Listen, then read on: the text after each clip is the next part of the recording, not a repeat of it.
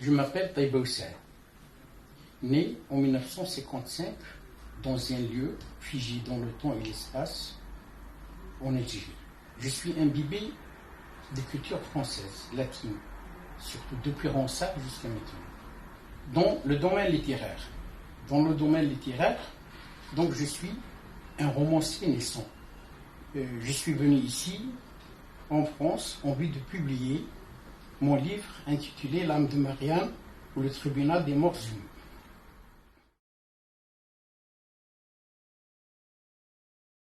Il était presque 6 heures quand je sortais de la maison adjacente à l'église des Labrailles.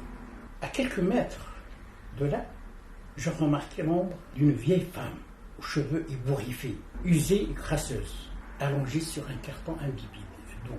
Je m'en approchai en vue de voir si elle n'est pas éteinte. Mais à mon grand étonnement, elle se redressa, se métamorphosa en corps de lumière, s'approcha de moi, m'embrassa intensément sur le front, sur les joues, sur le cou, et me déclara qu'elle est ma mère et qu'elle s'appelle Marianne.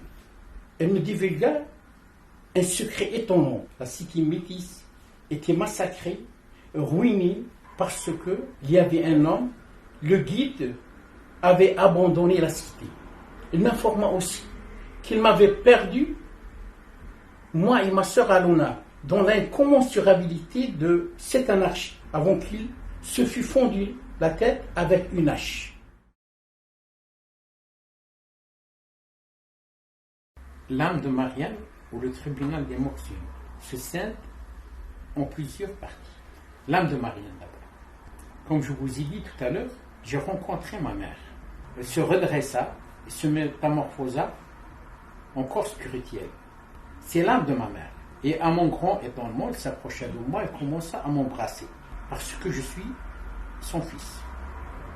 Ça, c'est l'âme de Marianne. Le cimetière des morts humains. Donc la nécropole, il est une nécropole qui scindait en trois.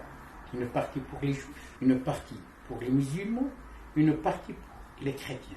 Mais des gens libres ont détruit les murets qui séparaient les cimetières pour détruire les tabous.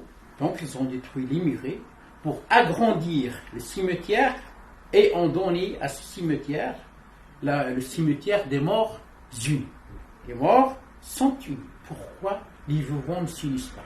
Le tribunal, et puisque ma mère, incarne la souche des métis, il a décidé de juger le responsable qui, en étant le chef, avait abandonné, avait délaissé les métis à leur sort tragique.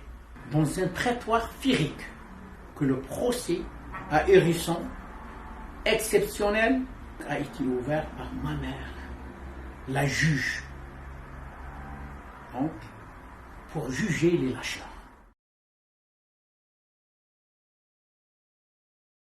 Mon œuvre est destinée et transmise en vue de dénoncer des crimes odieux commis au nom de la barbarie révolutionnaire, insurrectionnelle et séditieuse.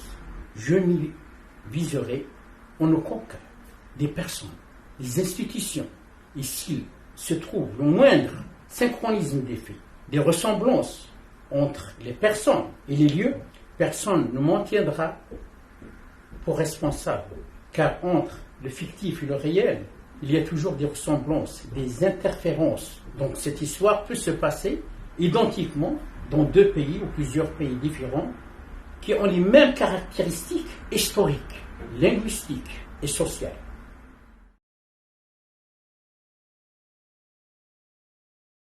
Marianne, c'est la femme, c'est la mère, c'est le pays, c'est la nation qui incarne la souche des métis et que j'ai rencontré en vue de dénoncer le mal et de juger les responsables qui étaient la cause du massacre des métis.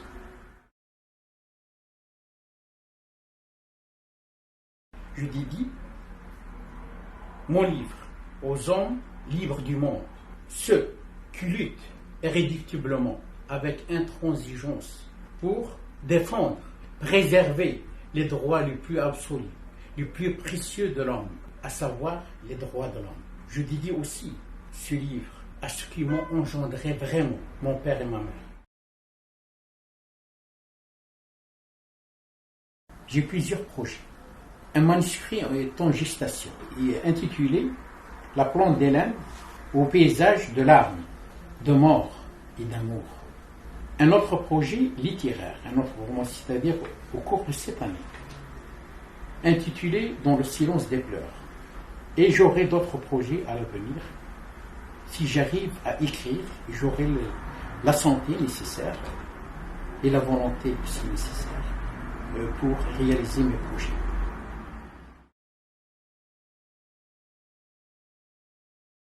Lisez L'âme de Marianne ou le tribunal des morts unis, parce qu'il reflète la vérité d'une hécatombe, de déportation massive, d'une tragédie humaine, et jamais furent-elles relatées.